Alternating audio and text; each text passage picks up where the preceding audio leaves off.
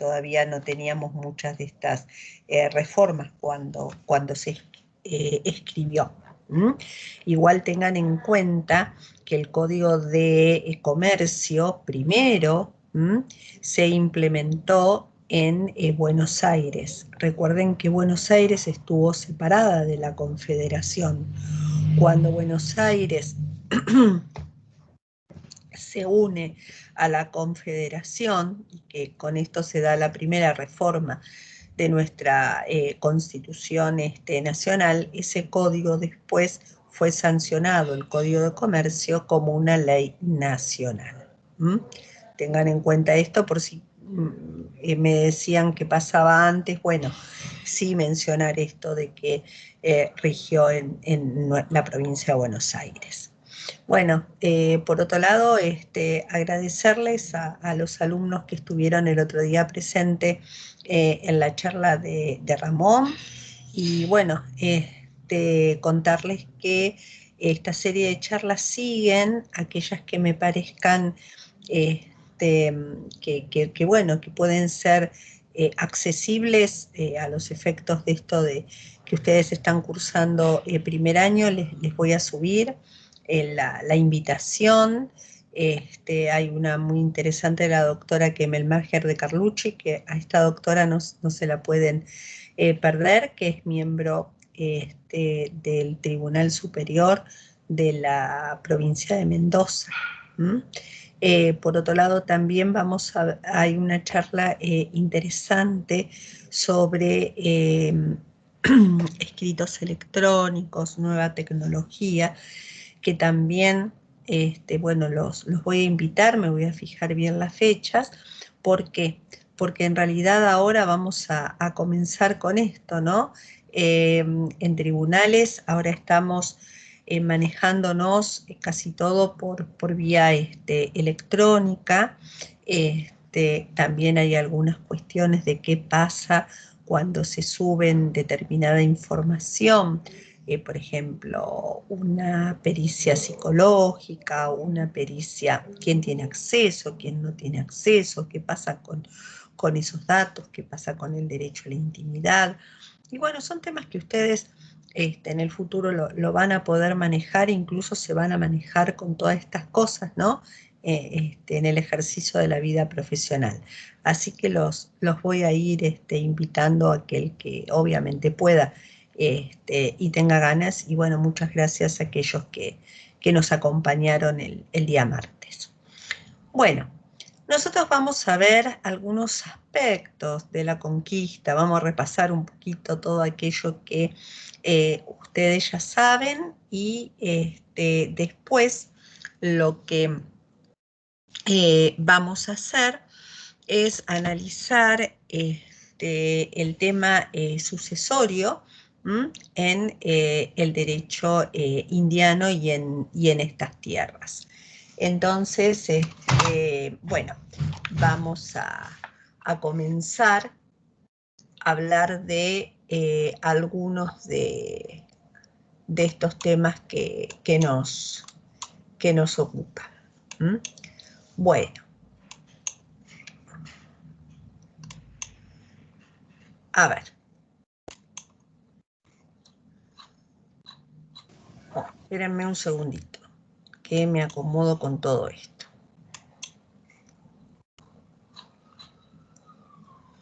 Bueno, muy bien. Entonces vamos a ver algunos de, como dije, de los aspectos de la conquista. Ustedes saben que los Reyes Católicos con Cristóbal Colón firmaron las famosas capitulaciones de Santa Fe. ¿Y qué son las capitulaciones? Bueno, las capitulaciones eran contratos firmados entre el rey y particulares, en los cuales la corona autorizaba a explorar y poblar nuevas tierras, además de ciertos derechos económicos, a cambio que los particulares proveyeran los medios necesarios para el viaje, armas, municiones, alimentos.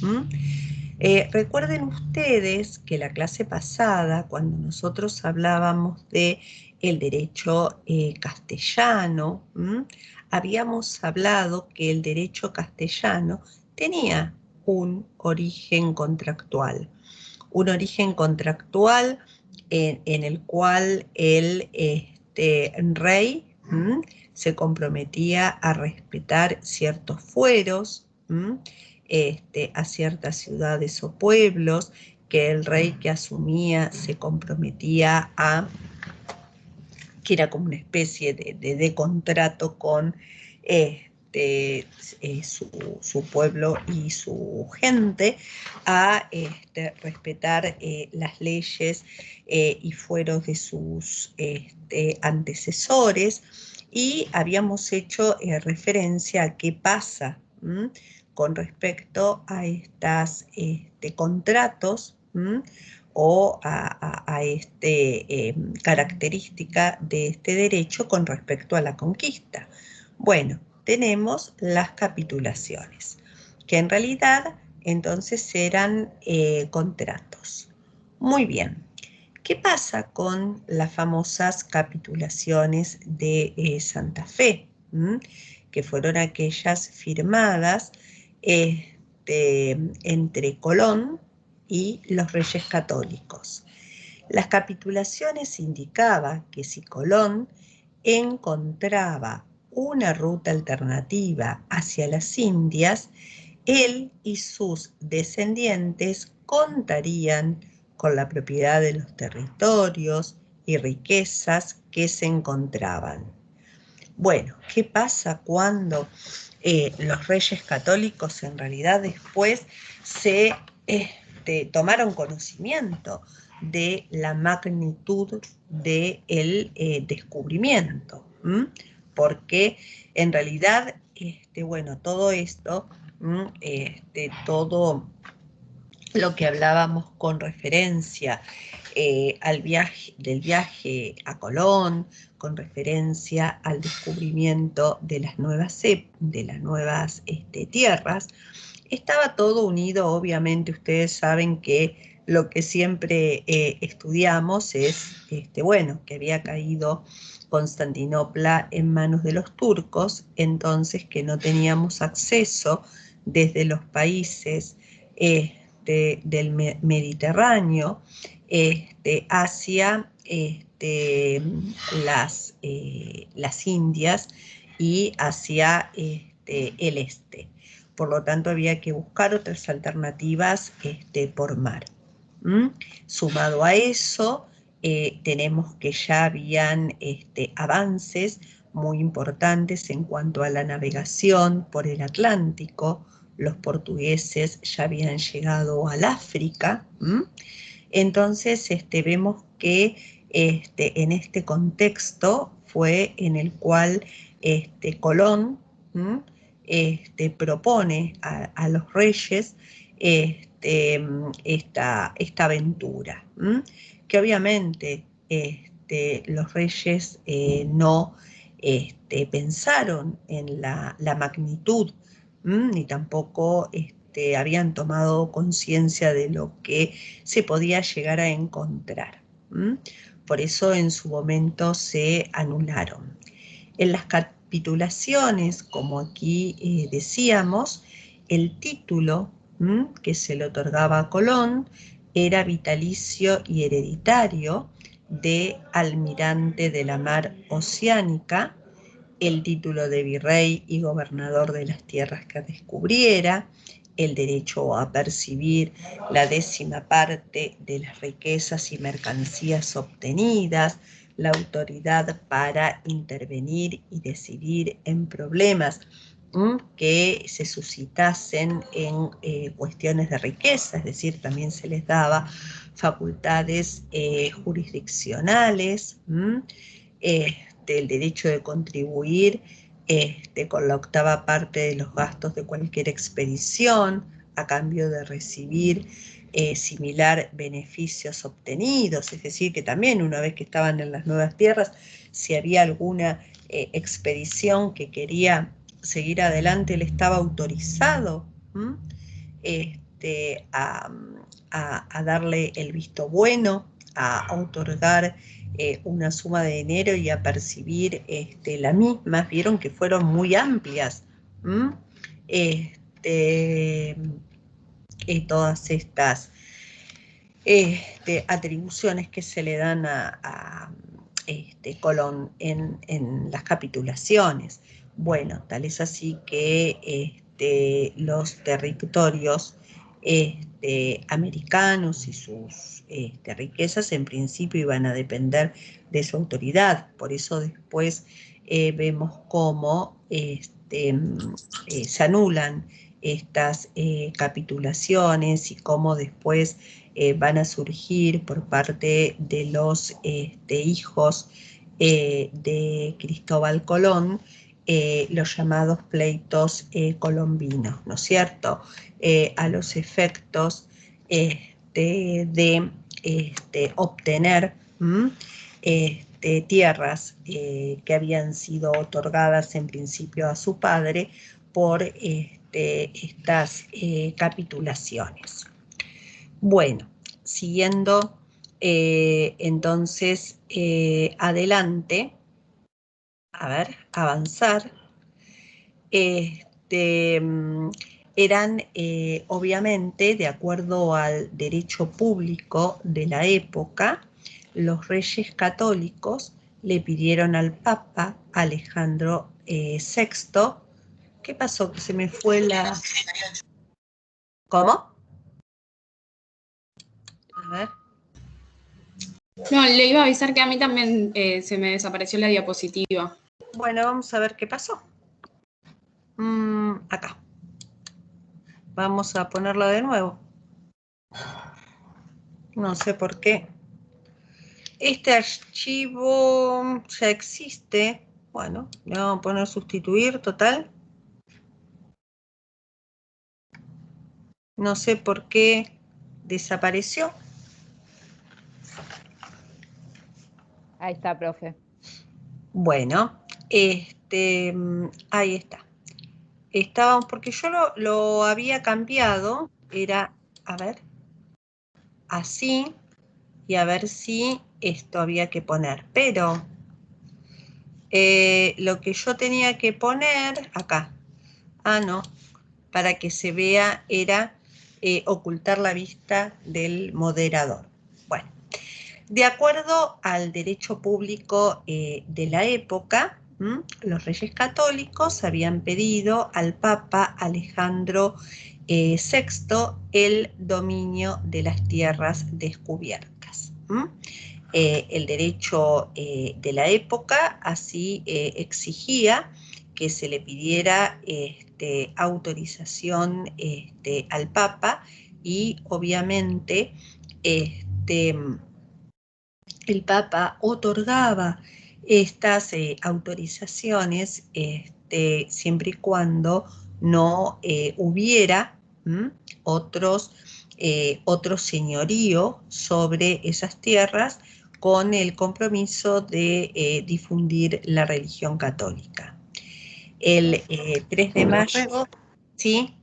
Disculpe, ¿el Papa entonces era básicamente la persona que tenía mayor control? Claro, porque en realidad ya se había dicho en ya la época de el Imperio Romano, ya se había comenzado a hablar, sobre todo cuando veíamos el tema de la cristianización de Roma, y después el poder que fueron adquiriendo los papas. Entonces, se había dicho que todo aquello que esté más allá de los arcos de Hércules, los arcos de Hércules se refería al peñón de Gibraltar, le iba a pertenecer a la Iglesia Católica. Entonces, los reyes le pedían al Papa, ya que iban a emprender estas nuevas emprendimientos, estas nuevas conquistas, el derecho a tener el dominio de esas tierras. Muy bien, Entonces, y esto lo establecía el derecho público de aquella época. Muy bien, entonces estamos hablando de finales del siglo XV. El 3 de mayo de 1493, el Papa, a través de una bula, otorga el dominio de las nuevas tierras, teniendo en cuenta el propósito de los reyes católicos de difundir la religión en estas tierras. Pero ¿qué pasa? Fíjense que en esto había un conflicto con Portugal. Por eso hay una bula del año 1493 por la cual se establece que 100 leguas al occidente de las Azores o Cabo Verde, toda esa parte le correspondía a la corona española. No obstante ello, los portugueses, con su interés de ver qué tierras y qué dominios podían establecer, dio lugar a que se firmara un tratado, el Tratado de Tordesillas. Estamos hablando del un año después de esta bula intercaétera, y se corrió la línea imaginaria de 100 a 370 leguas al oeste de Cabo Verde. Entonces todo lo que estuviese más allá de estas 370 leguas iban a corresponder a la corona española. Profe, una Sí, pregunta. ¿Qué sería bula? O sea, ¿un conflicto? no. La bula era un documento emitido por el Papa. Entonces, Ah, ok. en una bula, en este documento emitido por el Papa, le otorgaba el dominio, se le solicitaba y él otorgaba a través de un documento escrito que se llamaba bula. Profe, y recién dijo una palabra, creo que media rara, intercaletera, algo así, ¿puede ser? ¿Qué Y se le significa? llamaban a estas bulas que resolvían los conflictos de derecho público intercaetera. Si dicen bula igual es lo mismo. Bueno, entonces lo que tenemos que asentar, que ya hacia el año 1550, es decir, a mediados del siglo XVI, los españoles ya habían concluido la conquista y comenzaron a organizar sistemáticamente las Indias occidentales. Ya empezaron a haber toda una organización para todo este nuevo mundo. En esta organización para el nuevo mundo, ustedes saben que había ciertas autoridades que residían en España y había otras autoridades que residían en las Indias. Bueno, vamos a ir viendo entonces, con respecto a esto, vamos a ir viendo cuáles eran, o repasando, porque ustedes las deben haber visto en muchas ocasiones. Cuáles eran, la vamos a también ver con un power, cuáles fueron el sistema político y administrativo establecido para América. Bueno, esperen que...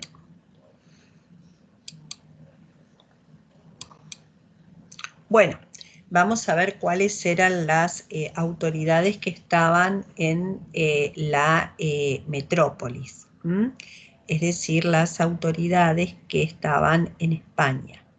En primer lugar, tenemos al rey, a la cabeza, en la cúspide de todas las autoridades, encontrábamos al rey. Después encontrábamos a la casa de contratación, que estaba ubicada en Sevilla y que su función era supervisar las relaciones marítimas y comerciales entre América y las Indias, ver las expediciones que salían y supervisar toda relación de comercio, de intercambio. Y después encontrábamos también en España el Real y Supremo Consejo de Indias, que, como bien la palabra lo dice, era un consejo que asesoraba al rey en cuanto a ¿qué? En cuanto a las divisiones territoriales. Ustedes vieron que había gobernaciones, había virreinatos, después nos vamos a referir puntualmente sobre la creación del virreinato del Río de la Plata, y también tenía como objetivo asesorar al rey en cuanto a la organización y defensa del territorio, de este nuevo territorio descubierto, que era muy atractivo para otras potencias marítimas. También aprobó la creación de misiones y reducciones de los indígenas.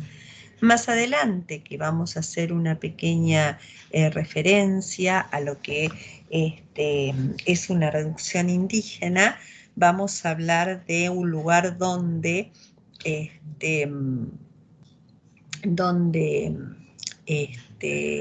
antiguamente hubo una reducción indígena, que es un pueblito, que justamente se llama así, una reducción de los Pampas, que se llama Villa Reducción, que está a la vera de la Ruta Nacional número 8. ¿Alguno lo conoce, el pueblito? ¿En Córdoba?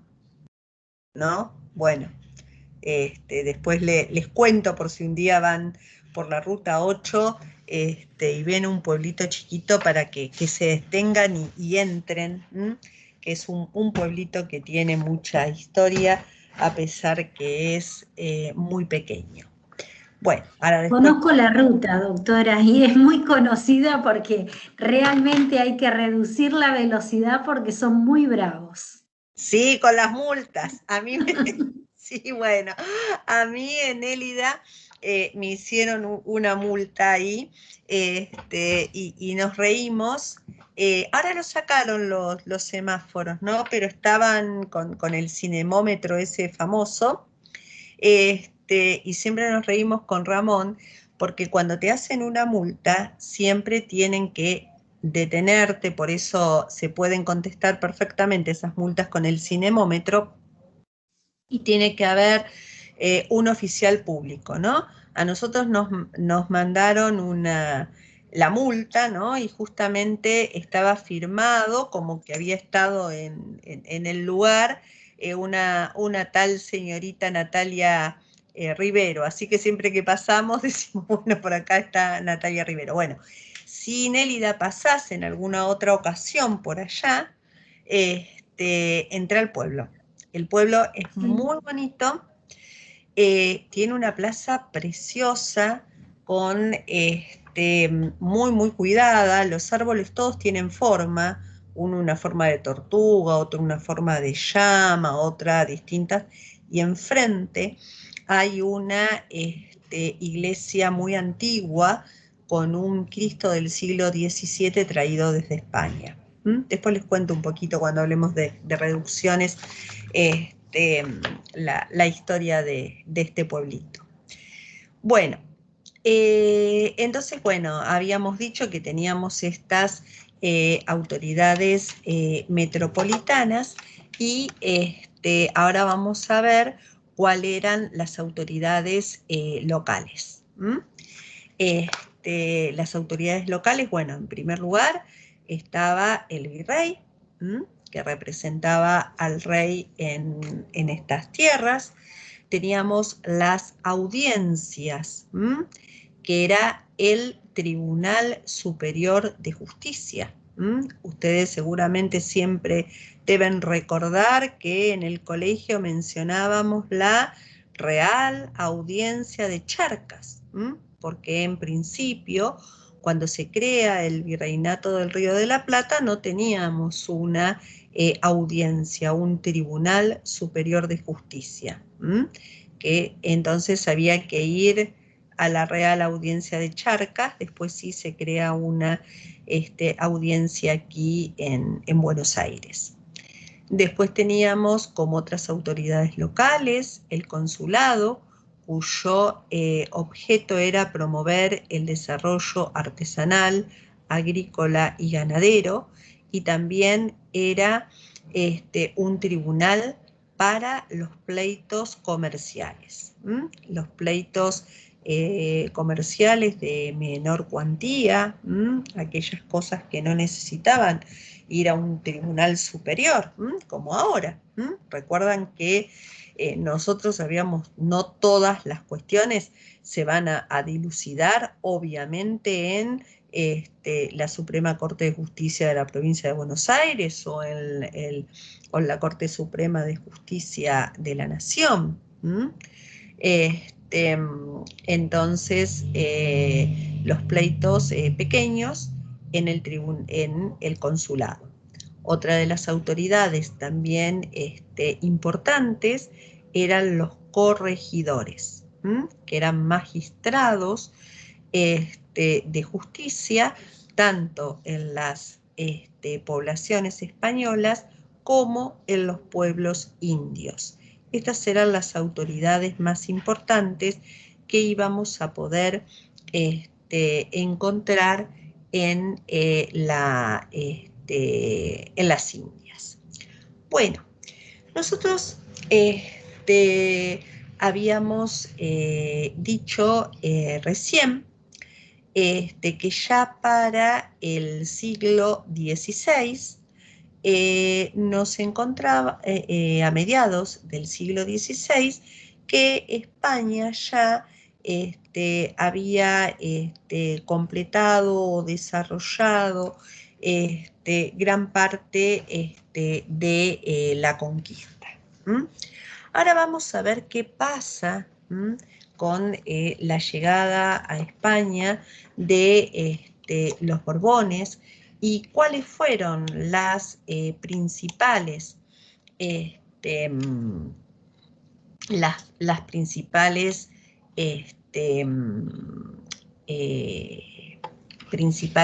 reformas establecidas por los Borbones. Nosotros habíamos dicho hace un ratito que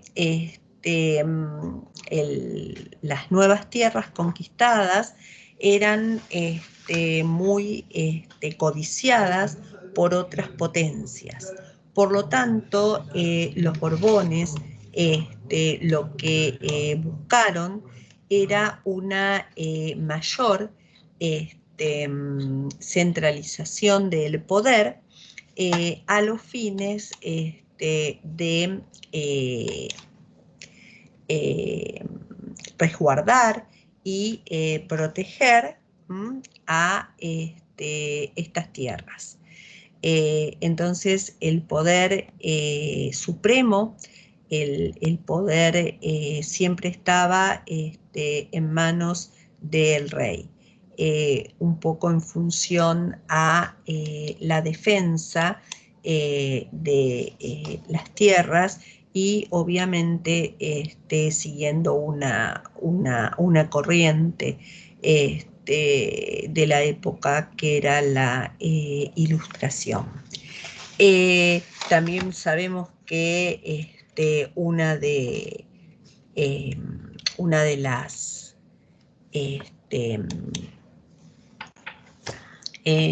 cosas que hicieron los Borbones fue la expulsión de los jesuitas. De Carlos III expulsó a los jesuitas de estas tierras, que habían hecho y realizado una labor muy, muy importante.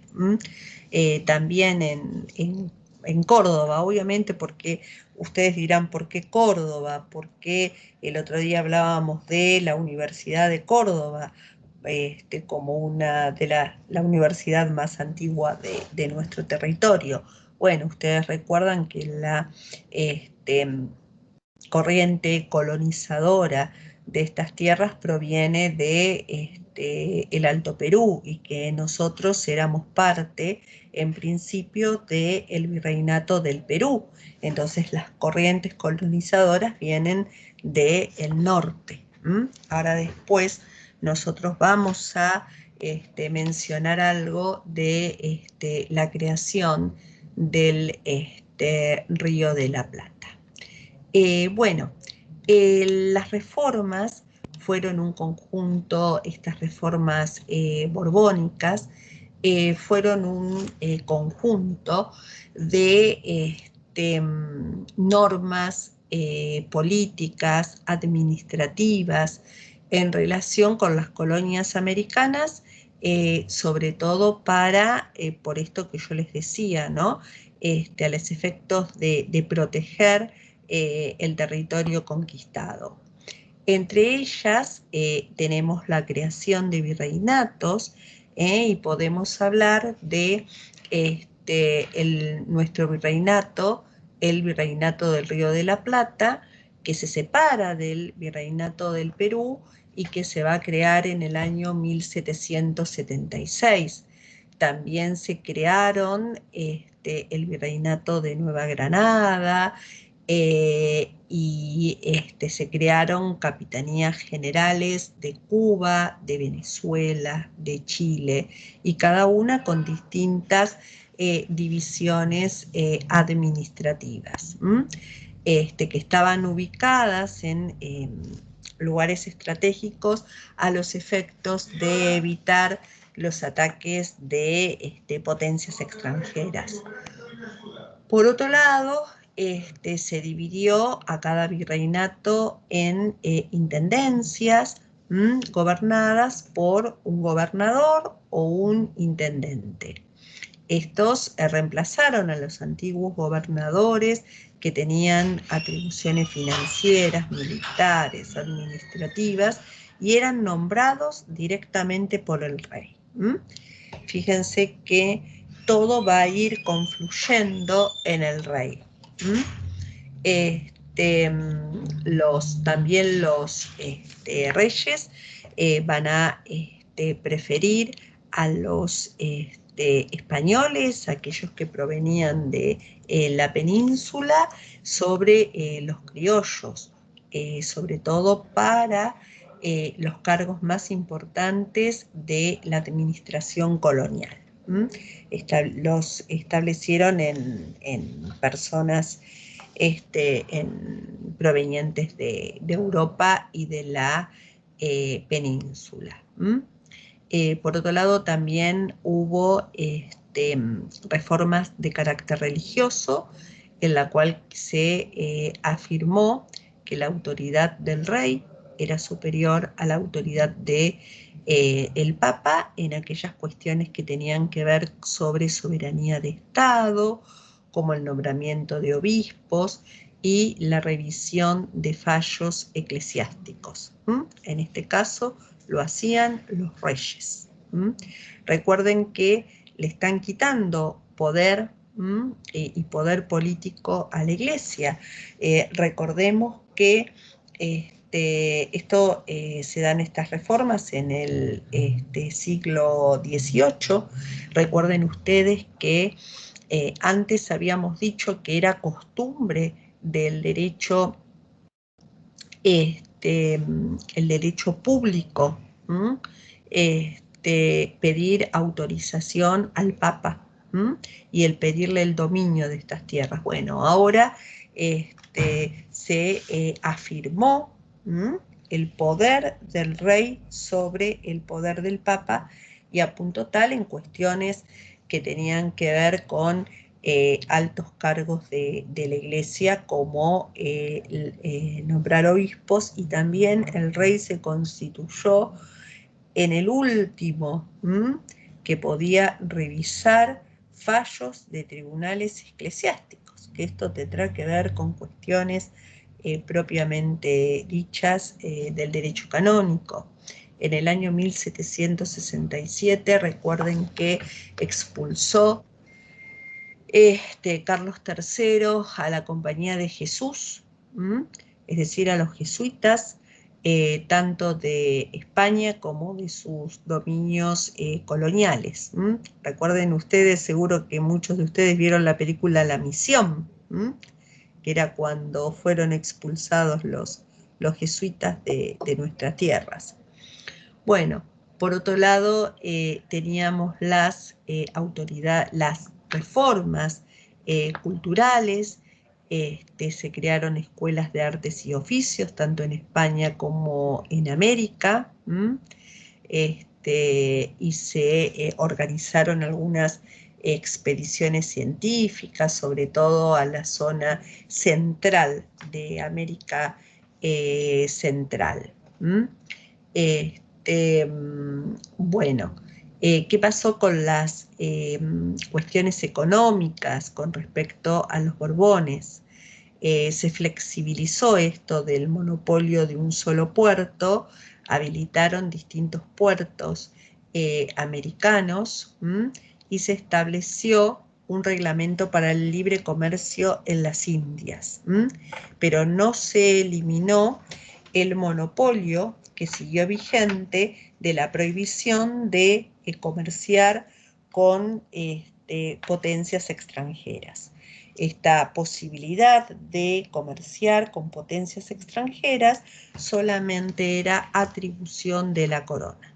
Entonces, teníamos más puertos habilitados para el comercio, para el arribo y el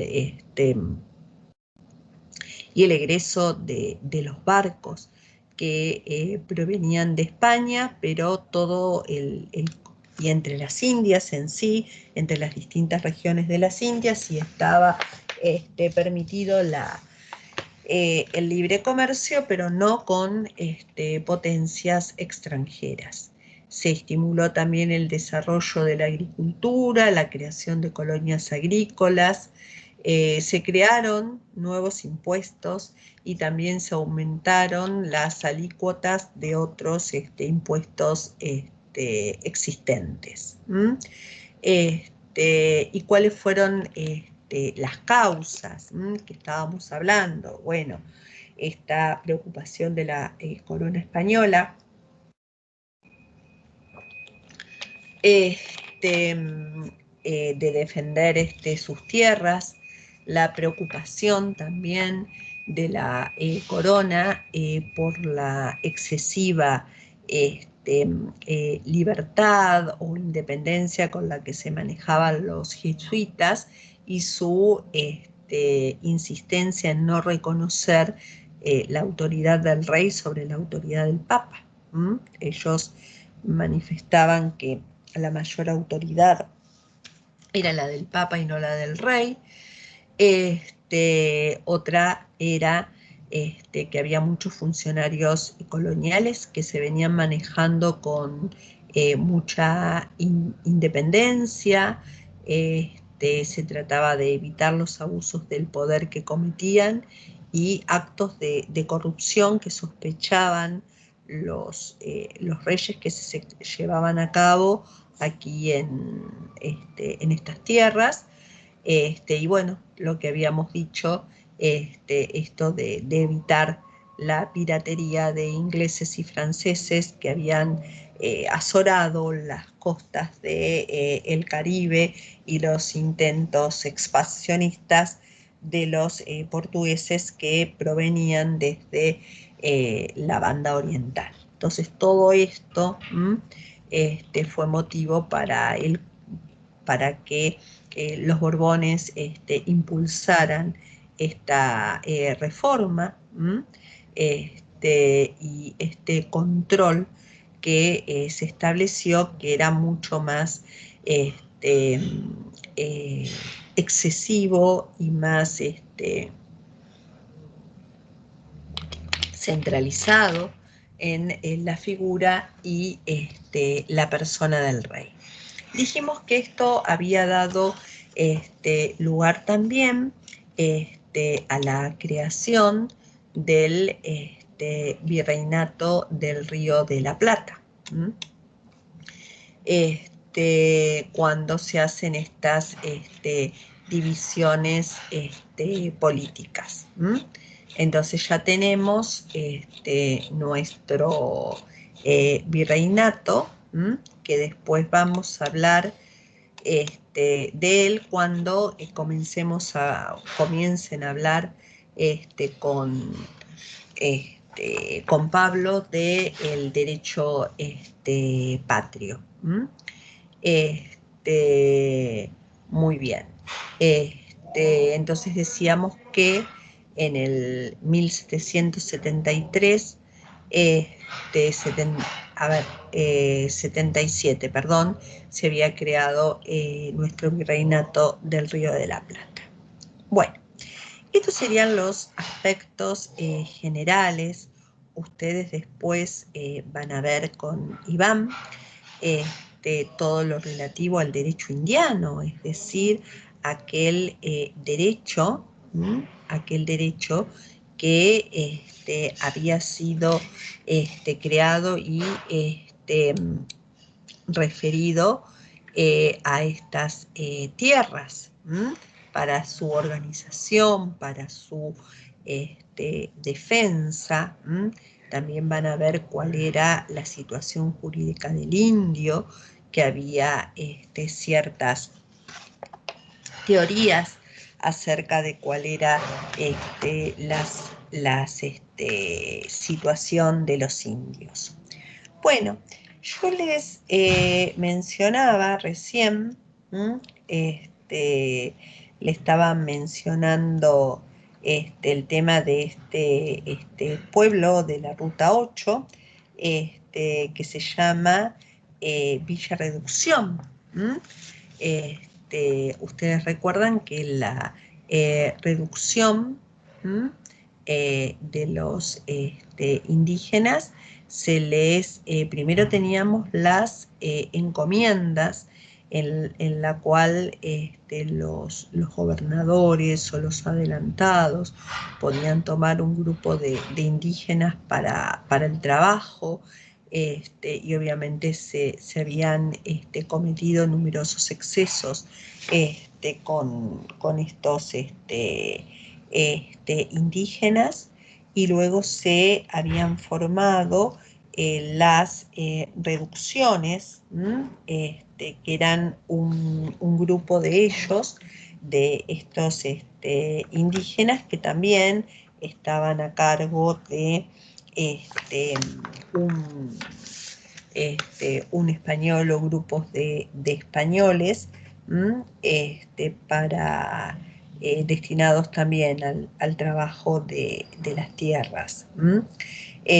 En realidad se decía que se le iba a dar una paga, pero obviamente era muy, muy pequeña,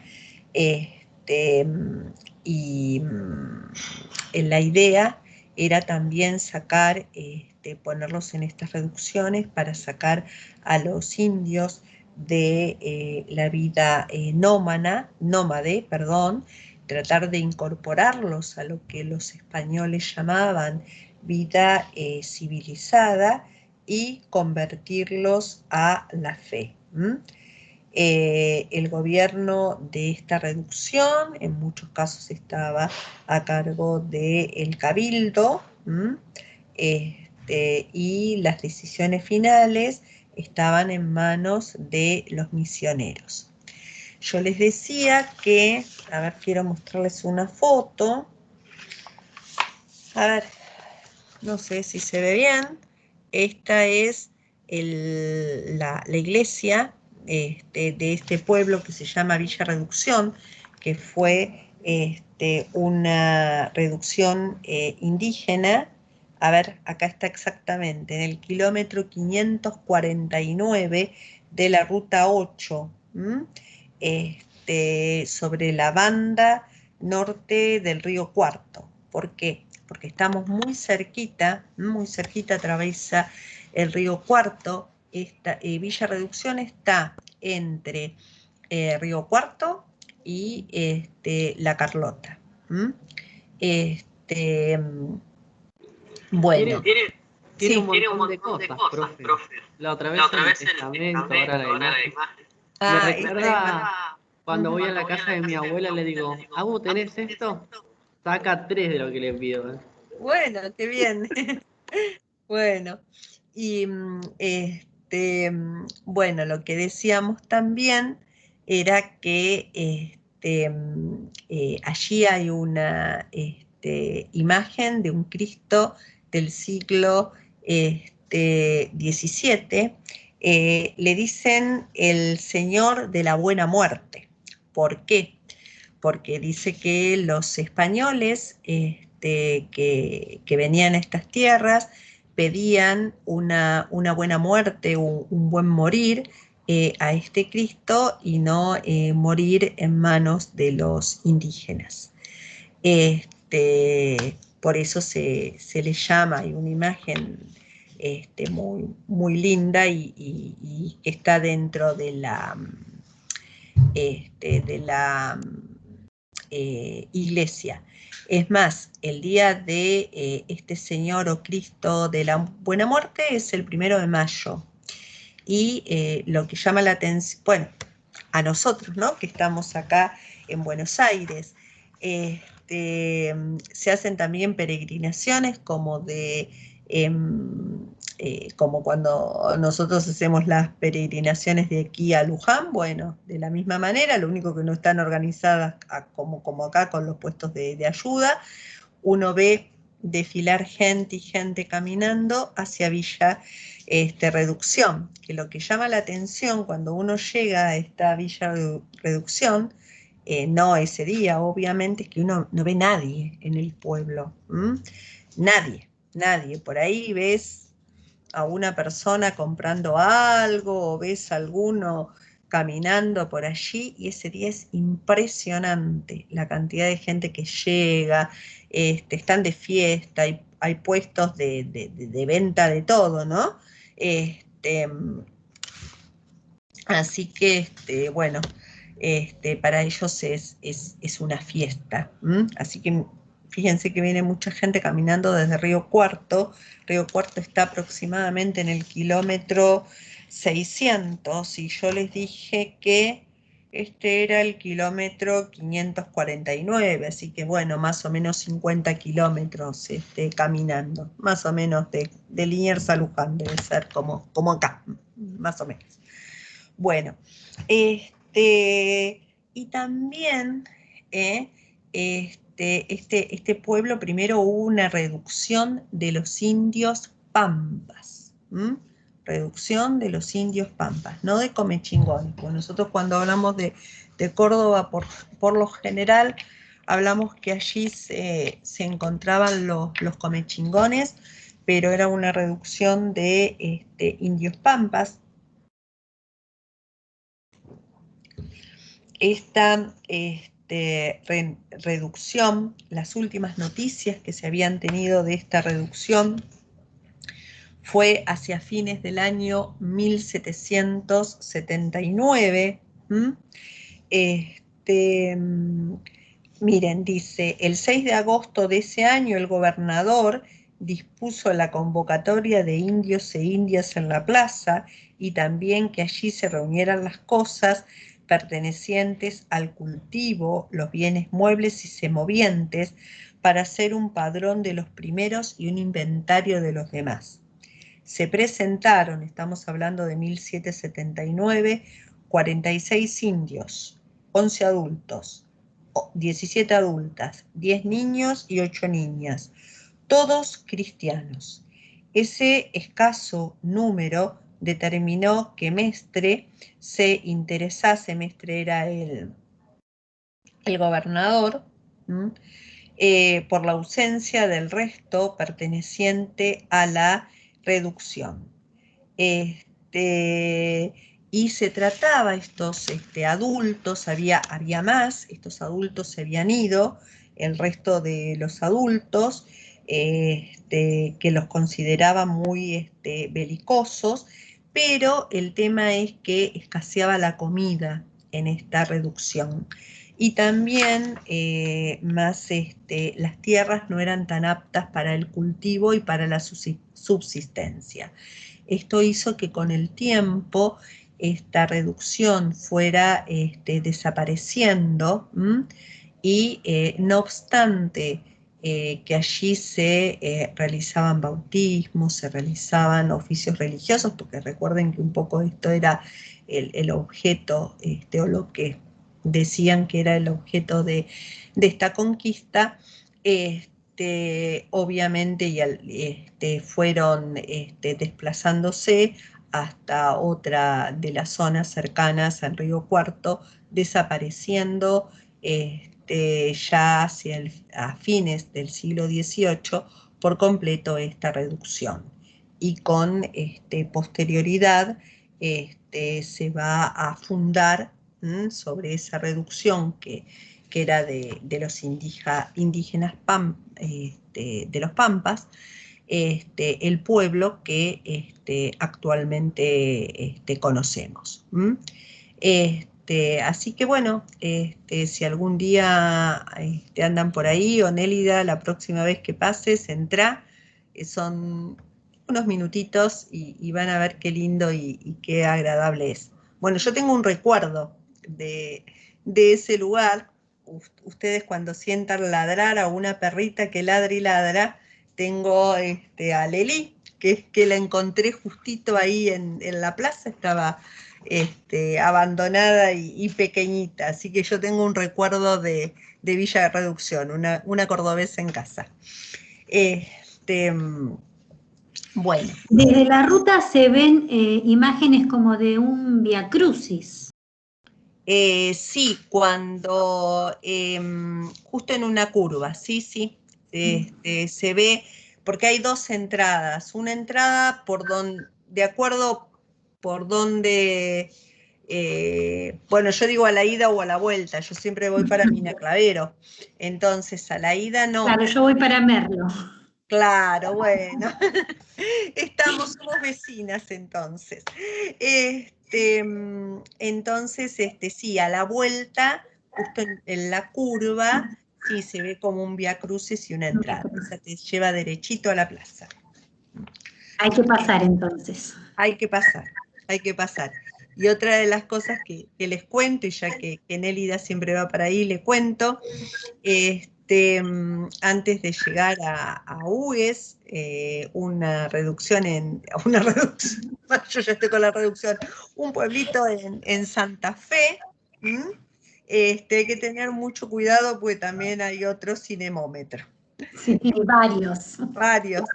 Y después cruzando el peaje, un poquito antes del peaje de Venado Tuerto, están con esas camaritas por el... Hemos contestado, es terrible esa ruta. Es terrible. Hemos contestado unas cuantas multas con esa cuestión.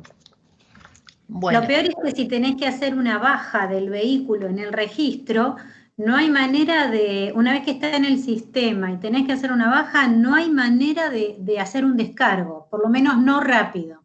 Claro. Entonces ese es el tema. Yo lo veo con el trabajo eso. Claro. Yo lo que tuve la otra vez es un tema que me lo solucionó. Nosotros damos clases con Ramón en Lomas, pero para Rufín, también para una subsede que está en Rufino. Entonces hay una compañera nuestra, una abogada que es de Rufino y siempre se encarga de estos temas. La última vez lo que nos pasó, a mi hija le robaron del auto la chapa y se la pusieron a otro auto. Entonces nos mandan la foto, y aparte era un pueblo, si bien era de Santa Fe, y estaba cerca de otro pueblo que hay por ahí que se llama Villa El Hortondo, pero nunca habíamos pasado por ahí, pues yo me fijé en el mapa cuando me dicen, cuando veo esa multa, y descubrí que era la chapa y era otro el color del auto. Igual habíamos hecho un auto mellizo. Un auto mellizo, sí. Y lo peor de todo, esto del auto mellizo, fue que yo había hecho el grabado de autopartes hace un tiempito. Al tiempo me llaman y me dicen que hay otro auto queriendo grabar, que era el mellizo, porque justo le habían robado. Entonces yo le dije al que me llamó, bueno, llame a la policía, retenga qué sé yo, con el tema de, acá no tenemos policía, del trámite y demás. Así que bueno, no sé si se lo habrán verificado, se lo habrán grabado, no se lo grabaron, la cuestión que no hicieron nada. Y ahí anda ese auto haciendo multas por todos lados. Así que estamos de descargo en descargo, es todo un tema. Sí, es una complicación. Sí. Bueno, entonces, volviendo a lo nuestro, después ya van a hablar con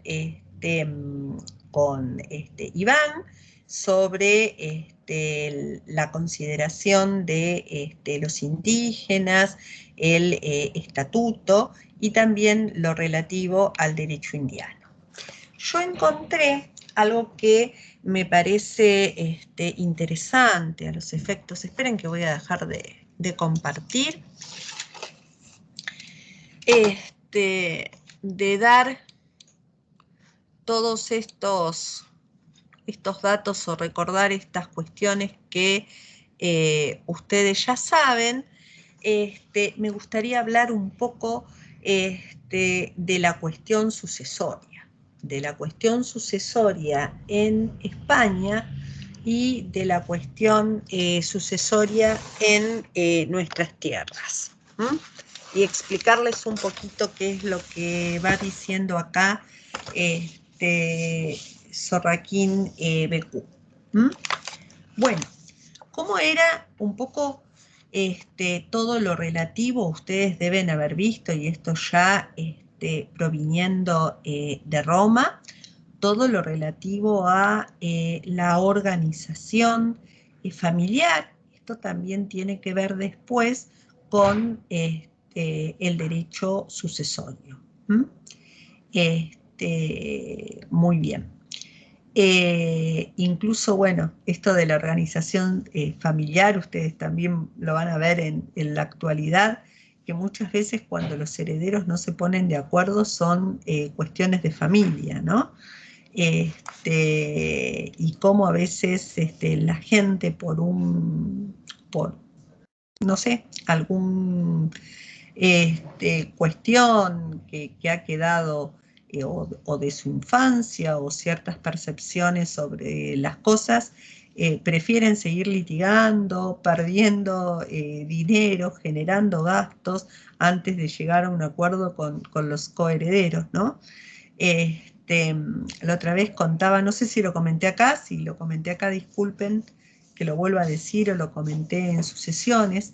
La otra vez escuché decir a un juez que en una audiencia conciliatoria, en una cuestión sucesoria, porque ustedes saben que el estado de indivisión en una herencia en algún momento de la masa hereditaria, en un momento tiene que cesar, se le tiene que poner punto final y obviamente atribuir lo que le corresponde a cada heredero, ¿no? Que si las partes no lo hacen en forma voluntaria la partición es judicial. ¿Pero qué pasa en una partición judicial? Y son gastos de tasador, gastos de partidor, y todo eso suma en función de el valor del sucesorio. Los honorarios se van a regular en función a los valores que estén en juego. O sea que a veces se quedan sin nada. Por eso. Sí. Entonces, este juez justo comentaba que en una audiencia que él había tenido previo a tener que nombrar un partidor, uno de los hermanos o saltó en la charla o en la audiencia que consideraba que el otro había sido preferido por sus padres, ¿no? Entonces, ¿cómo está relacionado también con otro tipo de cuestiones, ¿no? Obviamente el derecho de familia y el derecho sucesorio, ¿no? Que está tan relacionado con el derecho de familia. Bueno, por eso es muy difícil a veces las conciliaciones en este ámbito, y es muy importante la labor de ustedes cuando sean letrados, ¿no? La labor de ustedes en cuanto a conciliar, la labor de ustedes en cuanto a la función del abogado en materia de familia y también en las cuestiones sucesorias, ¿no? Lo importante acá no es un abogado que quiera continuar con un pleito, sino un abogado conciliador. Eso es lo más importante, ¿no?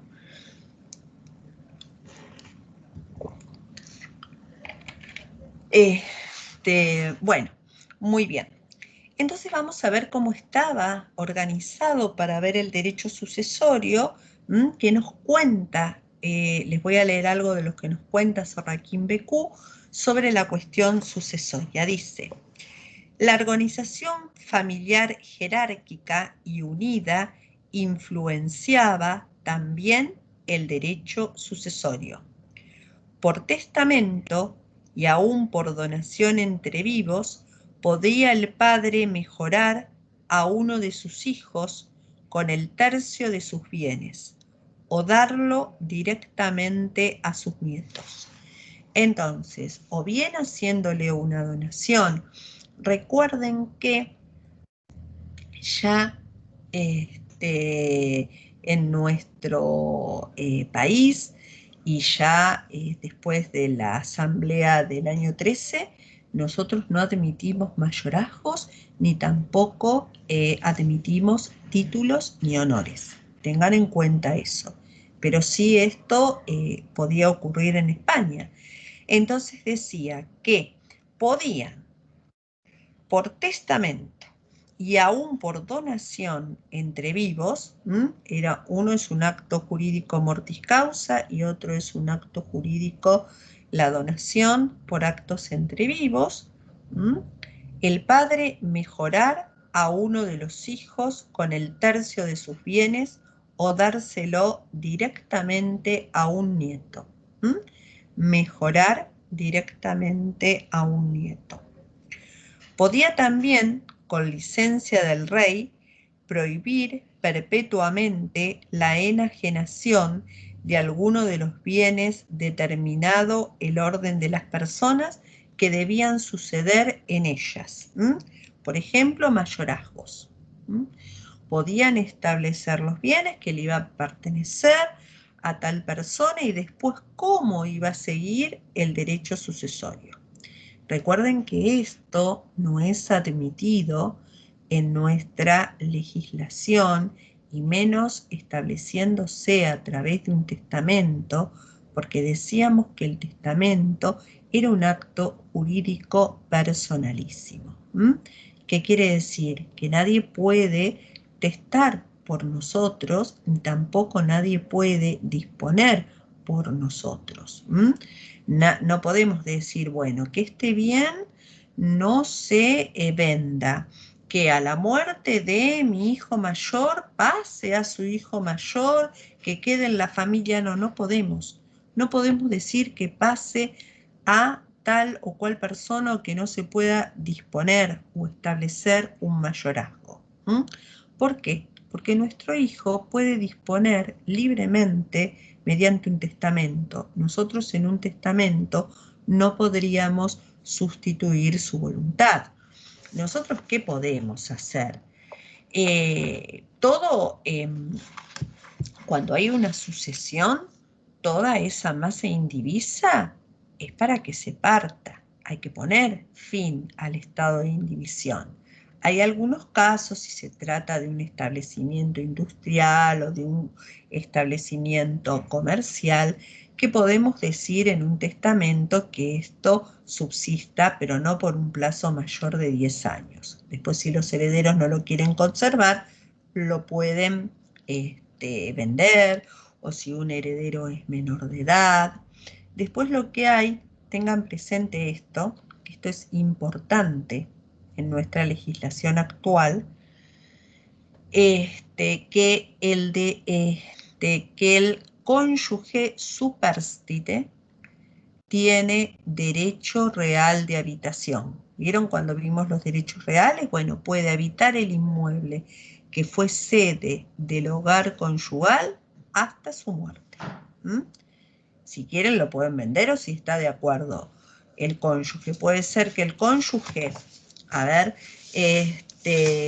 lo cual no quiere decir que no se pueda hacer la sucesión, se puede hacer, pero tiene el derecho real de habitar esto hasta su muerte, el cónyuge superstite. Pero hago una pregunta, creo que ya la respondió, pero me olvidé. Cuando una persona muere, ¿sus deudas también se cancelan o yo puedo designar quién tiene que pagar mi deuda, por ejemplo? No, cuando una persona muere, sus deudas obviamente se transmiten a los herederos. Entonces, en el proceso sucesorio tiene por objeto determinar cuáles son los bienes del causante, qué es lo que dejó, determinar cuáles son las deudas, pagar a los acreedores y después distribuirlos entre los herederos. Entonces, vos vas a ver que cuando se abre un proceso sucesorio siempre se publican edictos. Ahora solamente en el boletín oficial, antes se publicaban en un diario de la zona, por ejemplo, el Cóndor de Morón, o no me acuerdo cómo se llamaba, el de La Matanza, que no lo leía nadie, ¿no? Esto es para dar publicidad. Pero se cita acreedores y herederos del causante, porque los acreedores tienen que presentarse en el proceso sucesorio para cobrar sus créditos. Primero se pagan las deudas y después sobre lo que queda se reparte entre los herederos. No sé si respondo tu pregunta, Nicolás. Sí, claro, profe. Porque yo creí que era así como usted me lo está diciendo. Y ayer mi tía me discutía que no. Y yo le digo, ¿quién es el que estudia derecho? ¿Vos o yo? Y mañana le pregunto a la profe, dije. Y ahora entonces yo tenía razón. Se transmiten, sí. ¿Cuándo? A ver, se extingue, por ejemplo. Y esto tiene que ver con algo que ustedes vieron. Se puede extinguir por confusión. Por ejemplo, si yo, si yo te debo a vos, no sé, 1 millón de pesos, y después yo en un testamento te instituyo heredero, y vos no vas a poder ser acreedor y deudor a la vez. Se va a extinguir por confusión ese crédito, esa obligación. Pero sí, las obligaciones se transmiten. ¿Qué obligaciones no se transmiten a los herederos? Dentro de la clasificación de las obligaciones, recuerdan que eran las obligaciones intuite persona, aquellas que habíamos tenido en mira de acuerdo a la capacidad. Si yo le encargo a alguien que me pinte un cuadro y este señor, un retrato mío, falleció, no le voy a pedir a los herederos porque yo lo contraté en función a sus virtudes y cualidades. Bueno, profe, tengo una duda de eso. Sí. Que las deudas solo se pueden pagar con lo que te dejó el muerto. O sea, no puede salir como del bolsillo del heredero. No. O sea, lo que alcanza, alcanza, básicamente. Lo que alcanza, alcanza, si no, sí. También se puede abrir del sucesorio un proceso concursal. Ten en cuenta que el heredero solamente, ojo, en Roma en principio respondía con sus propios bienes, hasta que aparece con Justiniano lo que nosotros habíamos hablado en su momento, que era que era el beneficio de inventario, exacto, el beneficio de inventario. Lo que tienen que tener en cuenta ahora, que si un heredero, por ejemplo, ha ocultado bienes a otros coherederos del sucesorio por esa mala conducta, en ese caso va a perder este beneficio de inventario y va a responder con sus propios bienes. Si quiere hacer alguna maniobra sucia para ocultar bienes a otros coherederos, ahí sí ahí va a responder hasta con su propio bolsillo, pero si no, no.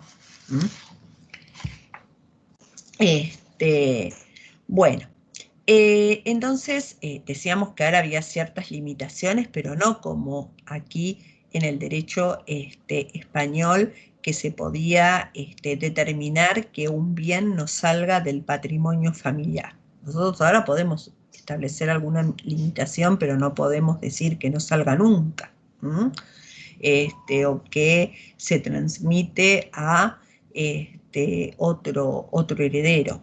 Eso en la actualidad no lo podríamos hacer. Esto lo podían hacer con licencia del rey. Idéntica finalidad tenía el retracto gentilicio por el cual se permitía a los consanguíneos del vendedor de un bien de familia pagar el precio ofrecido por el comprador y quedarse con la cosa, que la familia comprara, tener un privilegio de comprar y quedarse con la cosa. Igualmente Sorraquín Becú nos dice que en nuestro territorio fueron muy escasos los mayorazgos. Si bien en España fueron muy utilizados, aquí no tanto. Fuera de aquellas disposiciones, el testador también podía legar el quinto de sus bienes, aunque tuviera herederos forzosos. ¿Quiénes eran los forzosos? Los descendientes y ascendientes, no el cónyuge, que nosotros ahora sí decimos que el cónyuge es un heredero forzoso. El cónyuge solo recibía la mitad de los gananciales y en el caso de la mujer, la dote. ¿Qué quiere decir? Que en el caso de que fuera la mujer, la sucesión del marido, la mujer lo que recibiera la dote. Recuerdan que la dote era aquella suma de dinero, tierra o demás que se había entregado para asegurar los gastos de la mujer durante el matrimonio.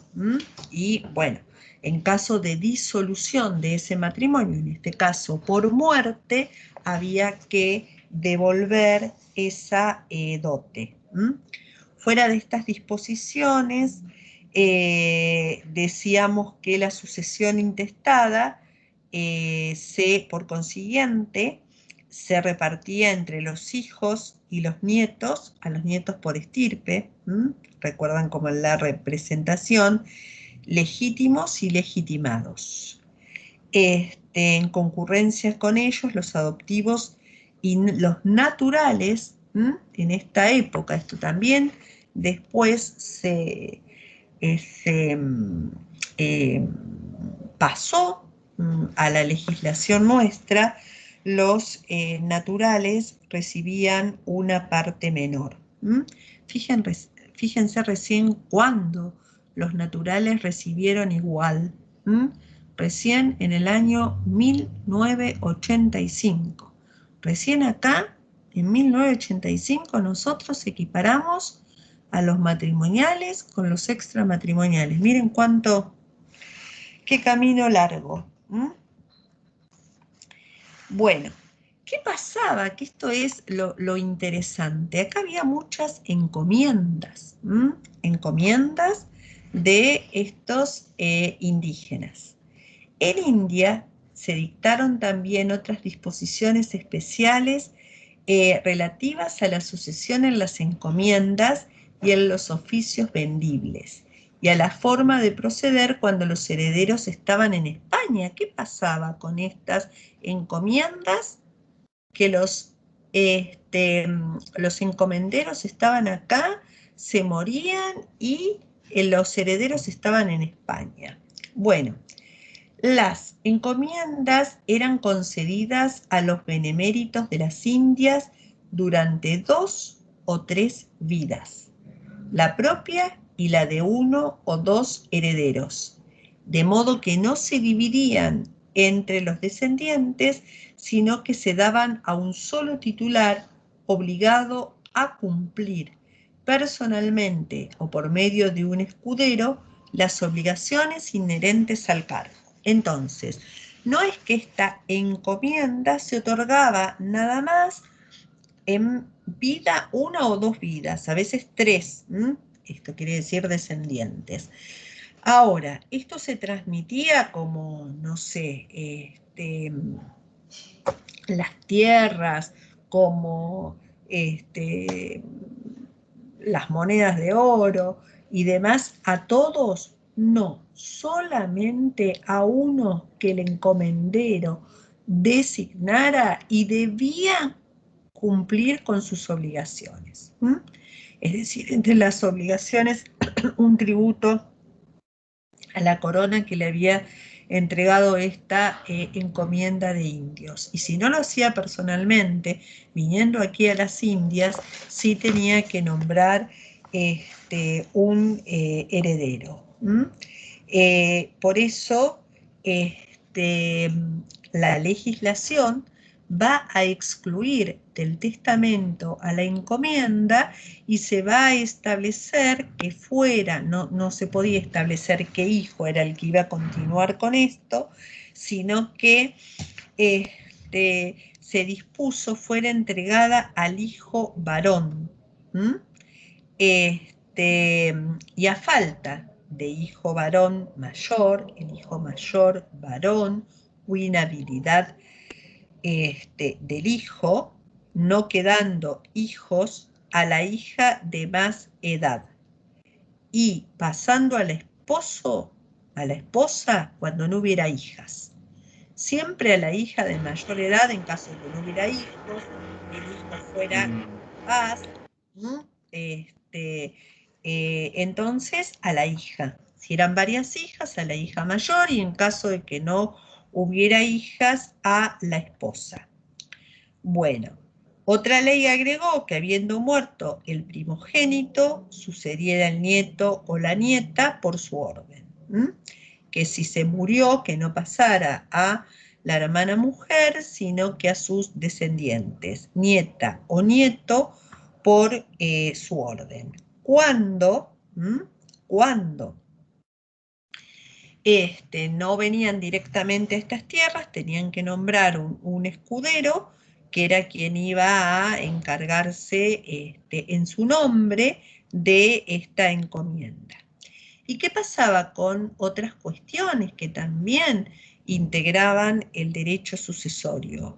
Los oficios, cargos públicos que tenían carácter vitalicio, se vendían en remate al mejor postor. Escribanos, alguaciles, regidores. Bueno, esto de los escribanos, no sabría decirle bien ni con exactitud cómo se maneja, pero vieron que los registros de escribanos también son hereditarios. En la actualidad, si hay un hijo del escribano y es escribano, a la muerte del escribano tiene preferencia sobre otro para ser titular de ese registro. Después están aquellos escribanos que son adscriptos, que también tienen preferencias. No es tan fácil. Bueno, esto habría que leer la ley de ejercicio profesional. Esto no es tan fácil acceder a, no es que obtengo el título de escribano y pongo una escribanía, sino que hay que adquirir un registro. Hay determinada cantidad de registros en un determinado distrito. Pero esto, bueno, es más materia como para preguntársela a un escribano. Bueno, estos son algunos de los aspectos que yo quería compartir con ustedes. Algunas cuestiones para ver en forma concreta cómo se manejaba derecho indiano, y bueno, tomé el tema de sucesiones porque me pareció un tema interesante. Entonces quédense tranquilos que en el transcurso de estos días, lo que se les vaya a preguntar de derecho castellano o de derecho indiano se va a subir aquello que ustedes necesiten saber al respecto. Bueno, algo más les quería comentar, porque dentro de un ratito, ahora vamos a hacer un recreo, y dentro de un ratito ya va a venir Iván a hablar con ustedes. Entonces quedamos así con respecto a la clase de repaso, sobre todo aquello que quedó muy por arriba de las obligaciones. Quedaríamos el lunes 21 a las 15. Nos vemos por este medio, hablamos de eso. ¿Hay algún otro tema que a ustedes les gustaría repasar de derecho romano o que ha quedado en el tintero? Bueno, vamos a hablar de eso, y bueno, lo que quieran. Sí. Profe, ¿qué esta fue nuestra última clase de hoy, antes del examen? No. A ver, no fue nuestra última clase de hoy, pero sí la semana pasada fue la última clase de romano. Entonces, yo les ofrecía, porque recuerden que yo les dije que les tomaba todo romano y les tomaba algunos aspectos del derecho indiano y del derecho castellano para el parcial, que el resto iba a ser los trabajos que iban haciendo ustedes, ¿sí? Entonces, nosotros todo lo relativo al derecho romano lo terminamos. Por eso vimos la vida ulterior del derecho romano, por eso después hablamos de la romanización de España, qué pasaba en España, por eso estamos hablando de la conquista y cómo llegó esto hasta nosotros, ¿no? Y bueno, entonces yo les ofrecí, no sé si escuchaste en esa clase o si estabas, de derecho romano, que me parece que es lo más, que puede ser algo un poco más complicado. Esto es historia nada más, si analizamos esto para que no sea tan aburrido, analizamos esto de la sucesión. Les ofrecía, para los que quieran, obviamente es voluntario porque es feriado, el 21 en forma voluntaria, los que tengan alguna duda, y me habían planteado que había quedado pendiente algunos aspectos del derecho sucesorio. ¿Es así? Ay, perdón, obligacional, de las obligaciones, sobre como cuasi contratos, cuasi delitos, que serían algunas de las fuentes que nacen de las obligaciones. Y me parece importante repasar todo lo relativo a los efectos de las obligaciones. Entonces, por eso los invitaba a los que quieran, y les estaba diciendo que en vez de a las 2, así no andamos corriendo con la comida, a las 15. Si hay alguno que tiene que recuperar el primer parcial y quiere hacer alguna pregunta de derecho romano, de lo primero, también lo pueden hacer. Si tienen alguna duda sobre otra cosa, también lo pueden hacer. Obviamente, como siempre, voluntario. Bueno. Profe. Sí. Perdón, una pregunta con respecto a las notas del parcial. Sí. Cuando uno hace recuperatorio, ¿esa nota reemplaza a la del primer parcial? Claro, reemplaza la del primer parcial. Si es parcial. peor, reemplaza esa, no queda la anterior. No queda la anterior. Pero bueno, a ver. El tema es el siguiente, o lo que acostumbramos a hacer. Supongamos que vos tenés un 4. Supongamos que vos tenés un 4. En el otro tenés otro 4. No tendrías que tener otro 4. En el otro, para poder recuperar, supongamos que tenés un 7. Vamos a poner que tenés un 7. Justo te toca un tema que, la verdad, no entendiste bien y bueno, nosotros por lo general, si tenés un 7 y tendrías un 4 y un 2, y bueno, te hacemos otra preguntita para que llegues al 4. Por lo general no te vamos a poner el 2 para que, por lo menos para que lo tengas cursado. Total, en el final vas a tener que dar todo. O sea, eso el tema es que se contempla en el momento.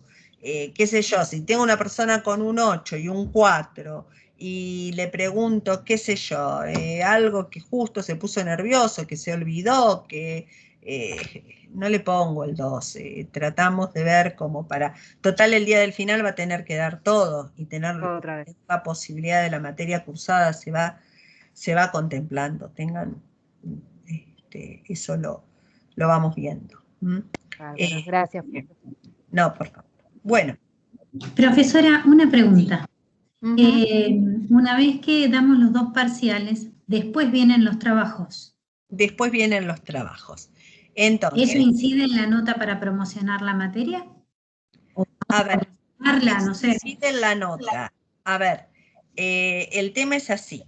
Si una persona, a lo que voy es a lo siguiente. Para promocionar la materia, sí, en el parcial te tenés que sacar 7 y venir al trabajo, porque sería completarlo. Lo que no es que te lo promediamos, porque por ahí una persona se saca un 4 en el parcial, que es, digamos, lo fundamental de romano, y se saca un 10, hablándome de la asamblea del año 13, bueno, la asamblea del año 13 la conocemos todos de que estábamos no en el jardín de infantes, pero en 4º grado. Entonces, sí incide en cuanto a la nota, sí incide, te tenés que sacar 7 y tenés que dar el trabajo, porque si no, no podrías promocionar. Te va muy bien en el trabajo, tendrás un 8, tendrás un 9, pero no la promediamos. Un tema no lo promediamos si es complemento. Igualmente cada uno va a tener su devolución, estén tranquilos con respecto a eso. Aquel que se saca, no sé, un 7, un 8 en el segundo parcial y se sacó un 7 y un 8 en el primero, bueno, presenta el tema y ya sabe ese día, porque yo creo que el tema es un solo tema y lo van a dar muy bien todos. Ya saben que estaría promocionado. Ahora, si esa persona después, como se sacó un 7, no viene a dar el tema, y bueno, era requisito indispensable porque era parte del derecho argentino, tendrá un 4. Pero no sé si me expreso bien igual cada uno va a tener la devolución. Sí, o sea, si no se llega al 7 con el parcial, aunque sea un 6, el trabajo no alcanza para promocionar. No alcanza. Sirve para notas, sirve para completar. Bien, gracias. Porque les estamos sacando, justamente, ¿por qué? Porque le estoy sacando de tener que exponer todos los códigos, todos los pactos preexistentes a la Constitución, todo el constitucionalismo, le estoy sacando un montón de temas. Es por eso. Por eso aquel que tenga que dar un final, puntualmente le vamos a decir en el final de esta última parte qué es lo que va a ir. Porque si ustedes miran el programa es larguísimo, es demasiado para un solo cuatrimestre. Bueno, quedamos así. Entonces, ahora vamos a hacer lo siguiente. Hacemos un recreo de 15, 20 minutos a lo máximo. Yo ahora me pongo en contacto con Iván. Bueno, Ramón, Acá te estamos escuchando todos cantar, ¿eh? Ah, perdón. Bueno, hoy está muy, muy contento. El otro día nos reíamos, porque bueno, mi hija me enseñó el año pasado, a veces lo podemos cumplir o no, de acuerdo a donde nos ubiquemos, que siempre uno tiene que estar contra una pared para que el resto de la familia pueda pasar, ¿eh? Porque si no, una vez estaba dando clase y estaba Ramón con la mopa, ayudándome con los quehaceres. Canto cuando limpio. Dice que canta cuando limpia. El otro día nos reíamos también porque estaba en una clase y yo apagué, lo veo, yo estaba tomando una clase y apago la cámara, entonces nos reíamos porque, bueno, él iba a dar la charla el martes y decíamos, miren el expositor del martes, ¿no? Con la mopa. Bueno, nos vemos el lunes, si Dios quiere. Ahora en un ratito ya se conecta Iván. Y bueno, yo veo que ustedes siempre lo hacen, pero igual les pido, porque a Iván les gusta, yo los estoy viendo a todos y que tienen la camarita encendida, sí cuando ingrese Iván que sigan manteniendo la cámara que a él le gusta verlos. Bueno, hasta luego y que tengan un buen fin de. En un ratito ya llega Iván. Muchas gracias. Gracias y feliz Día del Padre para Ramón. Bueno, muchísimas, Ramón. No, ya se fue. Bueno, muchas gracias en nombre de él también, ¿eh? Igual a los de aquí que sean papás, les deseamos un feliz día. Muchas gracias, profe. Profe, después va a colgar el PowerPoint en la plataforma, ¿no? Sí, después lo subo. Genial, muchas gracias, profe. Hasta luego, chao. Bueno, hasta luego.